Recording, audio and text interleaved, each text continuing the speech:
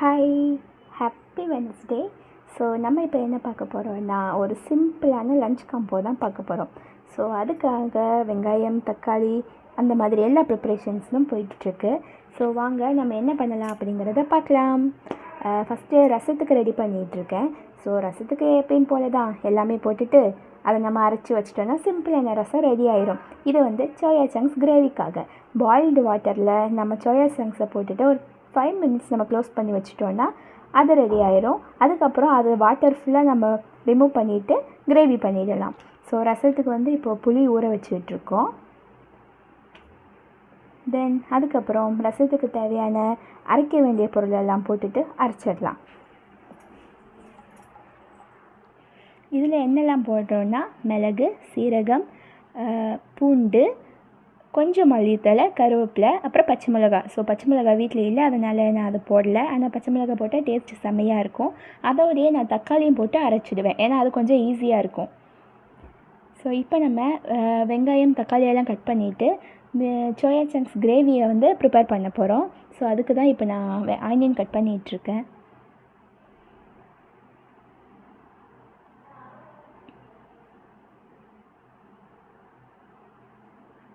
இது எல்லாமே ஒரு சிம்பிளான டிஷ்ஷஸ் தான், ஈஸியாக பண்ணிடலாம், டைமும் கொஞ்சம் தான் ஆகும். ஸோ வாங்க எல்லாம் எப்படி பண்ணுறேன் அப்படிங்கிறத பார்க்கலாம். அப்படியே ஸ்டவ்வில் வந்து ஒரு பேன் வச்சுட்டு அதில் கொஞ்சமாக நல்லெண்ணெய் நான் யூஸ் பண்ணிக்கிறேன். நல்லெண்ணெய் வந்து ரொம்ப ஹெல்த்தி, அது ரொம்ப கொஞ்சமாக தான் யூஸ் பண்ணுறேன், ஏன்னா இது டயட்னால. ஹஸ்பண்ட் வந்து டயட்டில் இருக்கார்.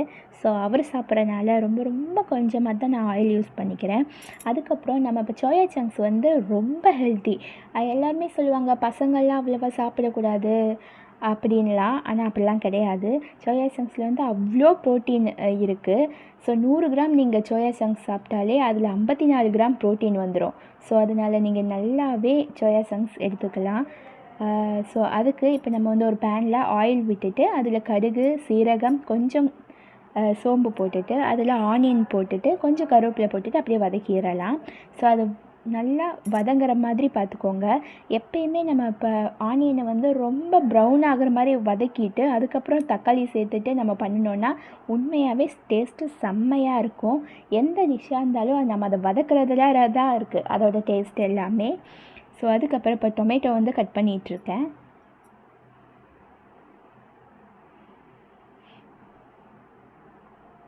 நீங்கள் இப்போ இதில் இஞ்சி பூண்டு பேஸ்ட்டு போடணுன்னாலும் போட்டுக்கலாம், டேஸ்ட்டு இன்னும் செம்மையாக இருக்கும். இப்போ தக்காளி போட்டுட்டு அதுலேயே நம்ம மசாலா ஐட்டம்ஸும் ஆட் பண்ணிக்க போகிறோம். ஸோ கொஞ்சமாக குழம்பு மிளகாய் தூளும் அதுக்கப்புறம் மல்லித்தூளும் நான் ஆட் பண்ணிக்கிறேன். ஸோ இதை வந்து கிளறிட்டு க்ளோஸ் பண்ணி வச்சுருவோம். அப்போ தான் நம்ம தக்காளி வந்து பாயில் ஆகிறதுக்காக, அப்போ தான் அது ஈஸியாக மசியும். தென் இப்போ ரசத்துக்கு ரெடி பண்ணிகிட்ருக்கேன். ரசம் ரெடி ஆனதும் அதை நம்ம இண்டக்ஷனில் தான் வைக்க போகிறோம், ஏன்னா அந்த ஸ்டவ் ஃபுல்லாக பிஸியாக இருக்கிறதுனால இண்டக்ஷனில் வச்சுட்டு அதை கொதிக்க விடக்கூடாது, அந்த நுரை தட்டுற அளவுக்கு அப்படி வச்சுட்டு அதை தாளித்து விட்டுறலாம். அவ்வளோதான், ரசம் ரெடி ஆகிடும். இப்போ வந்து தக்காளி நல்லா மசிஞ்சிருக்கும். தென் அதுக்கப்புறம் தான் நம்ம என்ன பண்ணுறோன்னா சோயா சங்க்ஸை வந்து அந்த வாட்டரை ஃபுல்லாக நல்லா பிழிஞ்சிட்டு அதில் ஆட் பண்ணிவிட்டு கிளறி பாயில் பண்ண போகிறோம்.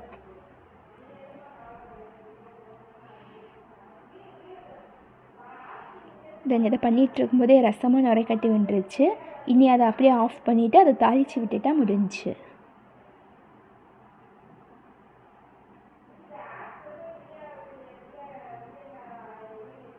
இப்போ மசாலா ஐட்டம்ஸ் வந்து ஆட் பண்ணிகிட்ருக்கேன்.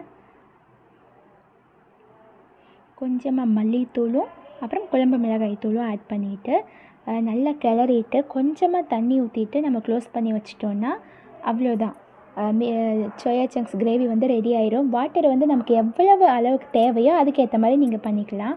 இப்போ ரசம் தாளிக்கிறதுக்காக நல்லெண்ணெய், கடுகு, உளுந்தம்பருப்பு, கொஞ்சமாக வெந்தயம், அதுக்கப்புறம் மிளகாய் வத்தல், அப்புறம் கருவேப்பிலை போட்டு தாளிச்சிட்டு ரசத்தில் ஊற்றிடலாம்.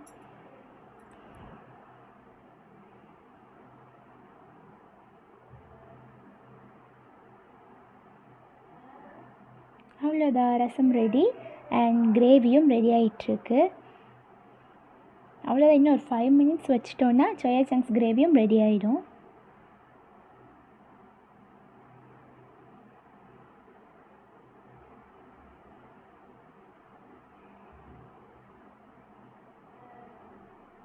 ஸோ முடிஞ்சிச்சு. இப்போ கொஞ்ச நேரம் அதை நம்ம பாயில் பண்ணிவிட்டு எடுத்துட்டோன்னா முடிஞ்சிச்சு. அண்ட் எங்களுக்கான ரைஸ் வந்து ரெடி ஆகிடுச்சு. ஸோ ரைஸை வந்து வேறு பாத்திரத்தில் மாற்றிட்டு இப்போ என்ன பண்ணுறோன்னா, ஹஸ்பண்டோட ரைஸ் வந்து ஊற வச்சுருந்தேன். ஹஸ்பண்ட் வந்து மட்டை ரைஸ் தான் சாப்பிடுவாங்க. ஸோ அதை வந்து குக்கரில் மாற்றிட்டு திரும்ப அதை நான் வைக்க போகிறேன்.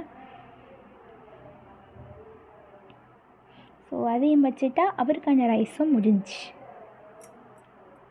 தென் இப்போவே எல்லாம் ரெடி ஆகிட்ருக்கும்போது பாத்திரம்லாம் கொஞ்சம் இருந்துச்சு. அதை ஃபுல்லாக அப்பயே நான் வாஷ் பண்ணி வச்சுருவேன். ரொம்ப சேர விட மாட்டேன். எப்பவுமே பண்ண அப்படியே வாஷ் பண்ணி வச்சுருவேன். அது வந்து உங்களுக்கு ஈஸியாகவும் இருக்கும், ரொம்ப கஷ்டமாக தெரியாது.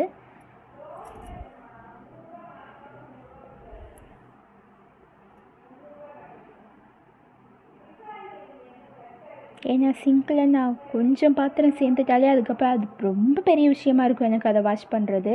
ஸோ அதனால் கொஞ்சம் கொஞ்சமாகவே அப்பப்போ வாஷ் பண்ணி வச்சுருவேன். அதான் எனக்கு ஈஸியாகவும் இருக்கும்.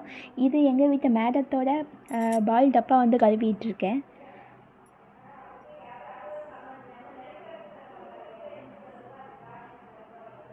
So gravy ready. இப்போ வந்து எக் பாயில் பண்ணுறதுக்காக எக்கை வந்து தண்ணியில் போட்டு வச்சுட்டேன். தென் இங்கே வந்து கோவக்காய் ஃப்ரை பண்ணுறதுக்காக பேன் வச்சுருக்கேன். கோவக்காய் ஃப்ரையும் சிம்பிள் ரெசிபி தான். இப்போ கிரேவி பண்ணோம்ல அதே மாதிரி தான். இதில் வந்து நம்ம வெங்காயம் தக்காளி எல்லாம் போட்டு வதக்கிட்டு கோவக்காய் போட்டுட்டு சில்லி பவுடரும் டர்மரிக் பவுடர் மட்டும் போட்டுட்டு நம்ம நல்லா வதக்கி அந்த ஆயிலே பாயில் பண்ண விடணும். தண்ணி ஊற்ற வேண்டாம். அதிலே நம்ம நல்லா வதக்கணுன்னா நல்லா அது வேகிற வரைக்கும் வதக்கினாலே செம்ம டேஸ்ட்டாக சூப்பரான கோவக்காய் ஃப்ரை ரெடி ஆயிரும். இதுக்கு வந்து நான் கோகோனட் ஆயில் தான் யூஸ் பண்ணுறேன். ஏன்னா டேஸ்ட்டு செம்மையாக இருக்கும்.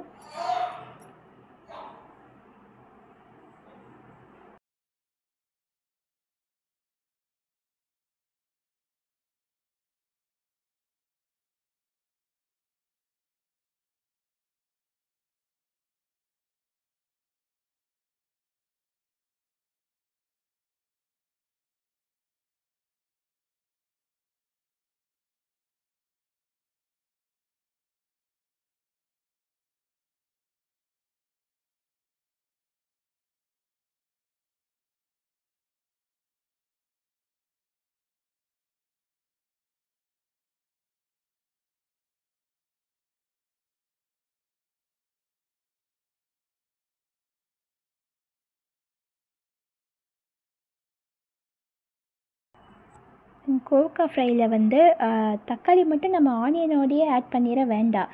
கோவக்காய் ஆட் பண்ணிவிட்டு அதை நல்லா வதக்கிட்டு அது நல்லா பாயில் ஆனதுக்கப்புறமா நம்ம தக்காளி ஆட் பண்ணிக்கலாம். அப்போ டேஸ்ட்டு செம்மையாக இருக்கும். ஸோ இதை மாதிரி நீங்கள் பண்ணி பாருங்கள், உண்மையாகவே வேறு லெவலில் இருக்கும். ஸோ முடிஞ்சு இன்றைக்கான லன்ச் என்னென்னு பார்க்கலாம். மீல் மேக்கர் கிரேவி, அப்புறம் ஒயிட் ரைஸ், கோவக்காய் ஃப்ரை, பாயில்டு எக், அப்புறம் ரசம், என்னோடய ஹஸ்பண்ட்காக தக்காளி தொக்கு, தென் இப்போவே சிக்கன் கிரேவி ரெடி ஆகிட்டுருக்கு. அண்ட் அவரோட ரைஸும் ரெடி. ஸோ அவ்வளோதான். இன்றைக்கி ஒரு சிம்பிளான லன்ச் காம்போ பார்த்துட்டிங்க. நெக்ஸ்ட் வீடியோவில் பார்க்கலாம். பாய்.